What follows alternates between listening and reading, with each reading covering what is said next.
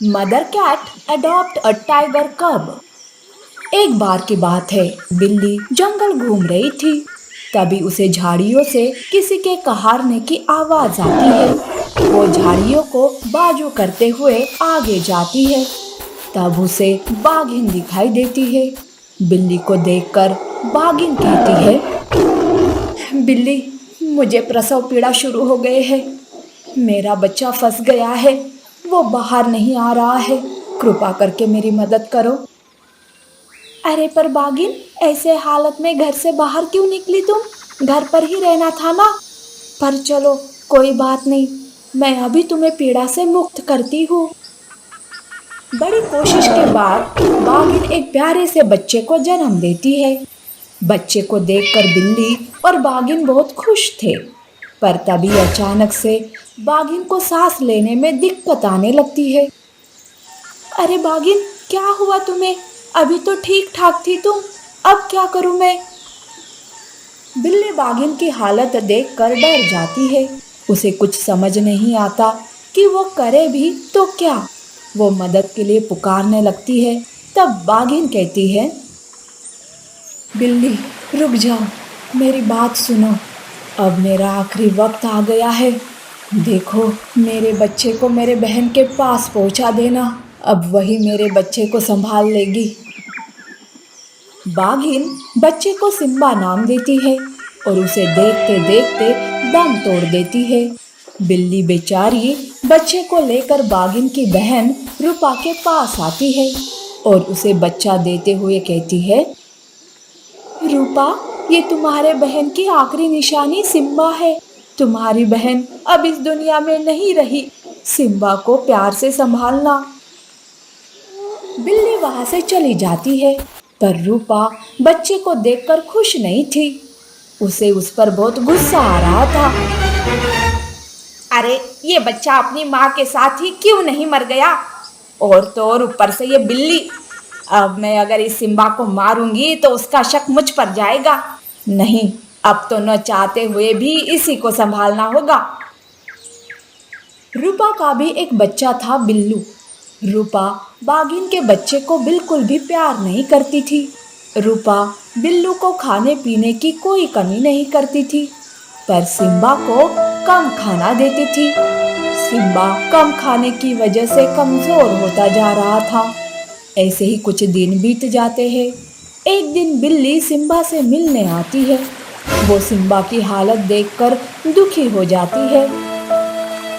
अरे ओ रूपा, तुमने सिम्बा का क्या हाल कर दिया? तुम्हें छोटे बच्चे पर जरा सी भी दया नहीं आती क्या?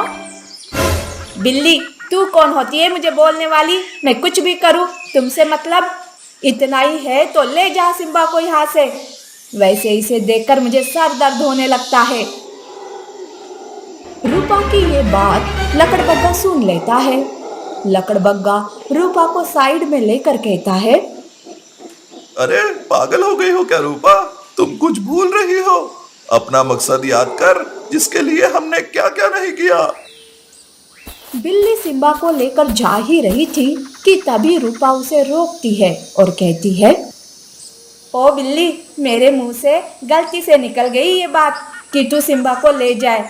देखो, मैं मेरे बच्चे के जैसे ही सिम्बा को पालूंगी।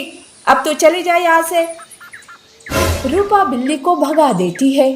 बिल्ली सिम्बा का उदास चेहरा देखकर वो दुखी होकर वहां से चली जाती है। तब रूपा लकड़बग्गे से कहती है, अच्छा हुआ लकड़बग्गे, सही समय पर तूने मुझे रोक लिया। देखो, हमें इस पूनम की रात इसकी बलि देनी होगी, तभी हमें काली जादू मिल पाएगी। हाँ रूपा, अब तो जरा इस बच्चे के साथ ठीक से बर्ताव कर। बाद में तो इसका अंत ही होने वाला है। लेकिन रूपा, तुमने बागिन यानी अपनी बहन को जहरीला खाना खिलाया था, फिर ये बच्चा कैसे जिंदा रहा? क्योंकि भगवान भी हमें काला जादू पाने के लिए मदद कर रहा है। लकड़बग्गे, अब ये सब छोड़ो, हमें बलि की तैयारी करनी होगी। अब जाकर उन दोनों का मकसद ध्यान में आ रहा था। उधर बिल्ली रात में सिम्बा के बारे में ही सोच रही थी। सोचते सोचते कब उसकी आंख लग जाती है उसे भी पता नहीं चलता। बिल्ली के सपने में बाघिन आती है और कहती है, बिल्ली, मेरे बच्चे को बचा लो, वो खतरे में है। रूपा मेरी बहन नहीं बल्कि दुश्मन है, वो मेरे बच्चे की बलि देने वाली है। बिल्ली, कृपा करके मेरे बच्चे को बचा लो। बिल्ली एकदम से नींद से जाग जाती है। उसे घबराहट महसूस होती है। दूसरे दिन सवेरे ही वो रूपा के पास आती है, पर वहां ना रूपा मिलती है और ना ही सिम्बा। ये सब देखकर बिल्ली तो परेशान हो जाती है। अब मैं कहाँ ढूंढूं सिम्बा को, कैसे उसे बचाऊं? पता नहीं ये रूपा कहाँ लेकर गई सिम्बा को। हे भगवान, मेरी मदद करो। तभी अचानक एक रोशनी के साथ बाघिन की आत्मा प्रकट होती है। उसकी आत्मा बिल्ली के अंदर घुस जाती है, जिस वजह से बिल्ली अब ताकतवर बन गई थी। बिल्ली सीधे उस गुफा में जाती है जहाँ रूपा और लकड़बग्गे ने सिम्बा को कैद किया था। वो दोनों रात के बलि के लिए तैयारी कर रहे थे। ये सब देखकर बिल्ली जोर से कहती है, लकड़बग्गे, सिम्बा को छोड़ दे, तू मेरे बच्चे को नहीं मार सकता। अरे रूपा, मैंने तुझे अपनी बहन समझा, पर तू तो एक डायन निकली।